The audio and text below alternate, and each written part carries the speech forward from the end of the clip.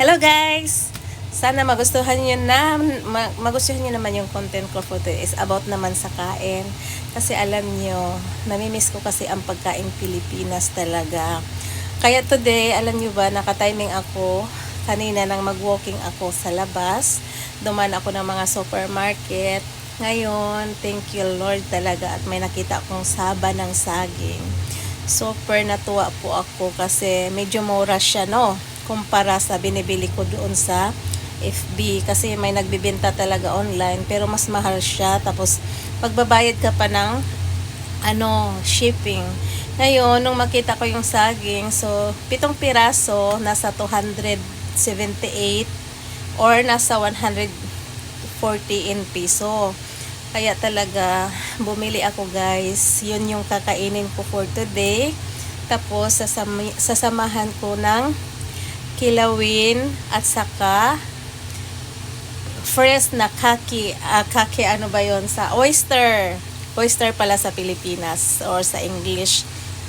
Kaya mamaya i-upload ko yung style ko sa paggawa ng kahit naman sino marunong magawa talaga ng kilawin, pero siyempre ako may own version din ako para sa aking kinelaw in Bisaya or kilawin and Tagalog. So abangan nyo guys. At saka samahan nyo na rin akong kumain ha. Thank you. Mamaya kunan ko kung paano ko ginawa. I love you. Po ang ating saging. Ito po yung nakita ko kanina doon sa supermarket. Kaya ito niluluto natin yan ngayon. Ay papartner ko po siya sa kilawin guys. Yung mga sangkap ko sa aking kilawin for today. Ayan, itong sili po siya na naka-paste na, tapos ito naman yung sikwas lemon, saka ito yung pink Himalayan salt, at saka yung isda na nabili ko today. Ito yung isda na binili ko, malinis na, medyo malaki kasi yung hiwa, hahatiin ko na lang. Tapos ito yung lahat ihahalo ko guys, pero parang kulang yung pipino ko kasi pati yung anak ko kasi kumakain po sila ng kilawin, napaka favorite nila, gustong gusto nila yung kilawin guys. Kaya ayan po ang lulutuin ko gagawin ko for today. Kaya medyo gusto ko nang kumain talaga. Bilisan ko na ang paggawa. Guys, nahiwa ko na yung isda na nabili ko. So ngayon, kasi ako pag nagkilawin, yung iba, ganito yung style, yung iba naman gusto nila diretso na. Ako talaga, kasi gusto ko yung matanggal yung langsa ng isda. Kaya ang style ko, pinipagaan ko muna siya sa suka bago ko timplahan. Kaya ganito po yung style ko guys, para walang amoy ng malangsa. Mas masarap talaga na walang amoy kasi nakakagana ng kain. Na po, na-ready na natin. Na-slice na natin yung pipino. Ito yung isda, ito yung sibuyas at saka luya. So guys, gumawa ako ng sauce. Ito may chili na po yan kung nakikita nyo yung pula. May sili na po siya na paste. Talagang maanghang siya from Vietnam. Okay, hinahalo ko lang po siya. Suka with lemon at tapos pepper at saka Himalayan salt po ang aking panimpla. Kasi super yummy niya talaga guys. Baka hindi nyo pa nasubukan, try nyo na. Yung ginagamit kong salt is yung pink Himalayan salt talaga. Kaya napaka-yummy. So, ihahalo na natin siya dito. Then, i-mix natin yan. After natin i-mix, ilagay muna natin sa ref ha, kasi mas masarap na medyo malamig-lamig muna siya. I-ano ko muna siya ng mga 15 minutes sa ref bago ko siya kainin. Kaya super yummy talaga. Yung isa kong ready, yung oyster na fresh po siyang kakainin natin. And then isasaw lang natin siya sa lemon with Himalayan salt na po yan. Kaya yan yung aking for today. Kaya tingnan nyo, kakain na ako with kilawin din. So, ayan na siya. So, ito maghahaponan na ako. Ito kasing chicken soup na ginawa ko na native. Nung nung Saturday night. Kasi iniinit ko lang siya lagi. Ako lang po kasi ang kumakain. So, ito last na to siya ngayon. Mauubos ko na rin siya. And then kanina, ito na yung niready ko. Yung preskong oyster. ito yung ating kakainin for today. At saka yung gawa kong kilawin, ito, nalagay na natin siya sa ref for 15 minutes. At ito lang din yung saging ang kasama natin. So, samahan nyo akong mag-dinner guys, para masarap yung kain ko. Kasi hindi pa po dumating yung mga anak ko, mauna na akong kumain. Ayan, napaka-yummy. Yan naman siya, dito ko siya isaw-saw. So, yan naman, magkakamay tayo dyan. Sarap. Ayan guys, kakainin na natin. So para hindi siya masira, kailangan ilagay natin siya sa plato. Magkuha lang tayo ng kaya natin kainin. Diyos ko Lord, nakakamiss talaga yung pagkain Pinoy. Sobrang nakakamiss. At saka maganda lang talaga kasi napaka-presko. Oh my God. Napaka-presko po ng ating isda. Ayan guys, anli po pag ako ang kumain. Samahan niyo ako kasi mabubusog din kayo kasama ko. So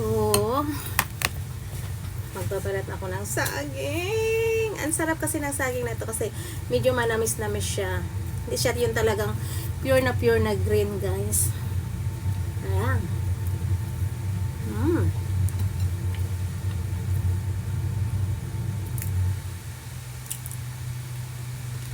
Oh my God. Perfect. Napakasarap talaga. Ito pa oh. Yung oyster. Yung kilawin. Oh my God. Yung sabaw. So yummy. Ang sarap. Ayan guys. Kakain tayo ng oyster. Preskong oyster talaga. Mahilig din ba kayo sa oyster? Ako super hilig talaga guys. Ayan, hindi ako nagsasawa sa oyster talaga. Favorite ko kasi to since bata pa kami kasi yung papa ko. Mahilig talaga kumuha ng oyster.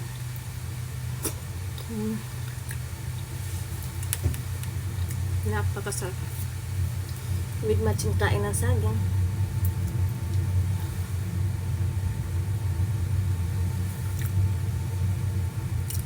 Perfect, super yummy talaga. Alam mo yan.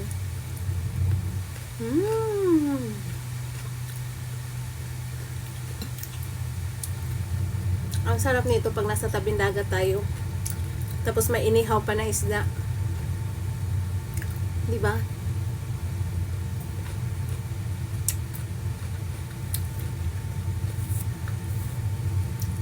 Perfect talaga siya sa tabing dagat. Or sa garden. Or sa forest, sa tabing ilog, magpipiknik. Hindi pa. Ang sarap. Kain tayo.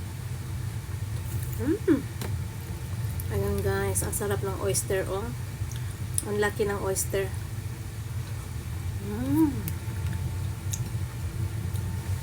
Super yum talaga.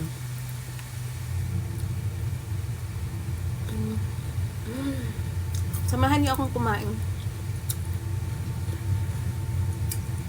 Alam niyo, pag nasa abroad kasi tayo, alam niyo mamiss natin yung pagkain Pinoy talaga. Tapos, pag magbakasyon naman tayo sa Pilipinas, mamiss mo naman yung pagkain Hapon. Mamiss mo naman yung Japanese foods talaga. Pag matagal, halos, lalo na pag isang buwan ka sa Pilipinas, kasi syempre mauumay ka rin sa puro Philippine food, diba? Kaya parang mamiss mo na rin yung pagkain Pinoy. Ang ganon. Kaya ito, syempre hindi pa tayo makauwi. Ganito po dito, pag umiinom ng sabaw. So yummy guys. Grabe. So, sana nagustuhan nyo ang aking content for today. Marami pa po akong i-share sa inyo kahit ano na lang. At least, sana like this, meron kayong idea, o nga pala no, masarap maghapunan ngayon ng ganito, ng ganyan, o diba? So, kahit ano na lang guys, basta pagandahan lang natin yung content. Hindi ko rin alam kung lahat magkakagusto. Sana, hindi kayo magsawang manood sa mga content ko kasi gagalingan ko pa lalo. Ngayon kasi pinag-aaralan ko pa. Sana magustuhan nyo yung next content ko na naman, guys. I love you. Thank you for watching po. See you next content ko na naman.